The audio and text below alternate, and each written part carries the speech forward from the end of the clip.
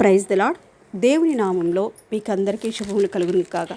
గత వాక్య భాగంలో మనం చదువుకున్నాం కదా, బాలాకు రాజు ఇజ్రాయేలు జనాంగాల్ని శపించడానికి బిలాం గారిని పిలిపిస్తాడు. ఏమంటారంటే, నువ్వు వాళ్ళని శపిస్తే నేను ఈజీగా ఓడిచ్చేస్తానన్నప్పుడు బిలాం గారు అతని దగ్గరికి వచ్చిన తర్వాత మనం సంఖ్యాకాండం 23వ అధ్యాయము 8-10 వచనాలు చదువుకుందాం. ఏమని శపింపగలను, దేవుడు శపింపలేదే. ఏమని భయపెట్టగలను, దేవుడు భయపెట్టలేదే. యాకోబు రేణువులను ఎవరు లెక్కించెదరు.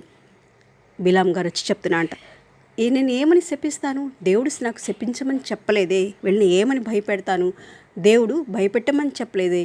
యాకోబు రేణువులను ఎవరు లెక్కించెదరు.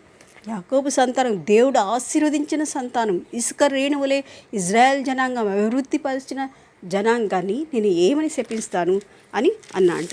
11వ వచనం చూసుకుంటే, అంతటి బాలాకు బిలాంతో, నీవు నాకేం చేసితివి, నా శత్రువులను శపించుట